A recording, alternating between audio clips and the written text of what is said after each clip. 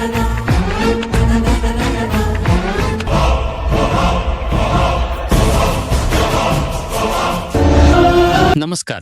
Gautami news Karnataka. Bagalkot breaking. ಲಂಚ ಸ್ವೀಕರಿಸುವಾಗ ಲೋಕಾಬಲೆಗೆ ಬಿದ್ದ ಇಬ್ಬರು ಅಧಿಕಾರಿಗಳು. ಬಾಗಲಕೋಟೆ ಜಿಲ್ಲೆಯ ಜಮಖಂಡಿ ತಾಲೂಕಾ ಕಚೇರಿ ಮೇಲೆ ದಾಳಿ. ನಿವೃತ್ತಿ ನಂತರ ಬರುವ ಪಿಂಚಣಿ ನೀಡಲು ಲಂಚಕ್ಕೆ ಬೇಡಿಕೆ.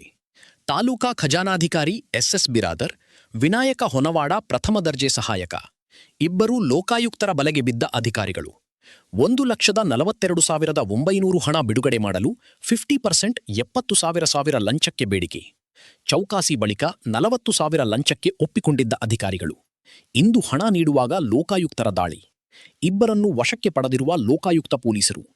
ಡಿವೈಎಸ್ಪಿ ಸುರೇಶ್ ರೆಡ್ಡಿ ನೇತೃತ್ವದ ತಂಡದಿಂದ ದಾಳಿ. ನಿರಂತರ ಸುದ್ದಿಗಾಗಿ ನೋಡ್ತಾ ಇರಿ ಗೌತಮಿ ನ್ಯೂಸ್ ಕರ್ನಾಟಕ. ನಮ್ಮ ನಡೆ ಸತ್ಯದ ಕಡೆ. ಒಂದು ಕಂಪ್ಲೇಂಟ್ ಲಾರ್ಜ್ ಆಗುತ್ತೆ. ಈ ಕಂಪ್ಲೇಂಟ್ದಾರು ಚೇತನ್ ಪರ್ತರಿ ಅಂತ ಹೇಳಿ ಜಮಖಂಡಿ ಅವರು. ಕಂಪ್ಲೇಂಟಲ್ಲಿ ಏನೈತೆ, ಅವರು ಮಾವನವ್ರದ್ದು ಪೌರ ಕಾರ್ಮಿಕರಾಗಿ ಕೆಲಸ ಮಾಡಿ ನಿವೃತ್ತಿ ಹೊಂದಿರ್ತಾರೆ. ಆ ನಿವೃತ್ತಿ ಪಿಂಚಣಿ ಹಣ ಮತ್ತು ಕಂಪ್ಟೇಷನ್ ಅಮೌಂಟ್ ಜಮಾ ಮಾಡಿಸ್ಲಿಕ್ಕೆ 1,42,000 ರೂಪಾಯಿ ಜಮಾ ಆಗುತ್ತೆ. ಅದು ಹಣ ಜಮಾ ಮಾಡಲಿಕ್ಕೆ ಅದರಲ್ಲಿ 50% ಅಂದರೆ 70,000 ಡಿಮಾಂಡ್ ಮಾಡ್ತಾರೋ, ಲಂಚದ ಹಣದ ಬೇಡಿಕೆ ಇಡ್ತಾರೋ. ಅದರಲ್ಲಿ ಮಾತುಕತೆ ಮುಖಾಂತರ 40,000ಗೆ ಮಾತುಕತೆಯಾಗಿ ಇಂದು 27/7/2027 40,000 ಹಣವನ್ನು ಲಂಚದ ರೂಪದಲ್ಲಿ ತೆಗೆದುವಂಥ ಸಂದರ್ಭದಲ್ಲಿ ಅವರು ನಮ್ಮ ಇವತ್ತು ಲಂಚದ ಹಣವನ್ನು ನೇರವಾಗಿ ತಗುವಂಥ ಸಂದರ್ಭದಲ್ಲಿ ನಾವು ತನಿಖೆ ರೆಡ್ ಹ್ಯಾಂಡ್ ಆಗಿ ನಮ್ಮ ಕೈಗೆ ಇವತ್ತು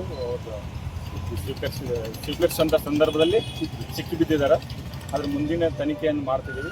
ಇದರಲ್ಲಿ ನೇರವಾಗಿ ಖಜಾನೆ ಅಧಿಕಾರಿ ಮತ್ತು ವ್ಯಕ್ತಿ ಅವರ ಇಬ್ಬರು ಕೂಡ ನಮಗೆ ಸ್ವೀಕರಿಸುವಂಥ ಸಂದರ್ಭದಲ್ಲಿ ಕೂಡ ಮತ್ತು ಅವರ ಮಾತುಕತೆ ಮಾಡಿದಂಥ ಸಂದರ್ಭದ ಎವಿಡೆನ್ಸ್ ಕೂಡ ನಮಗೆ ಸಿಕ್ಕಿದೆ. ಇನ್ವೆಸ್ಟಿಗೇಷನ್ ಮಾಡ್ತೀವಿ.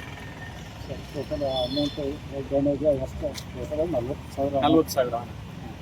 ಲಂಚದ ಹಣ ಬೇಡಿಕೆ ಇಟ್ಟು ಅದನ್ನು ಸ್ವೀಕರಿಸುವಂಥ ಸಂದರ್ಭದಲ್ಲಿ ಸಿಕ್ಕಿದೆ. ಅಂದರೆ ಒಬ್ಬರು ಖಜಾನೆ ಅಧಿಕಾರಿ ಎಸ್ ಬಿರಾದರ್, ತಾಲೂಕು ಖಜಾನೆ ಅಧಿಕಾರಿ ಜಮಖಂಡಿ, ಮತ್ತು ಇನ್ನೊಬ್ಬರು ವಿನಾಯಕ್ ಹೊನವಾಡ ಪ್ರಥಮ ದರ್ಜೆ ಸಹಾಯಕರು. ಇವರು ಈ ಖಜಾನೆ ಆಫೀಸಲ್ಲಿ ಕೆಲಸ ಮಾಡ್ತಾರೆ. ಇಲ್ಲ, ಅದರಲ್ಲಿ ಬೇಡಿಕೆ ಇಟ್ಟಿದ್ದು ಹಣದ ಲಂಚಕ್ಕೆ ಬೇಡಿಕೆ ಇಟ್ಟಿದ್ದು ಇವರು.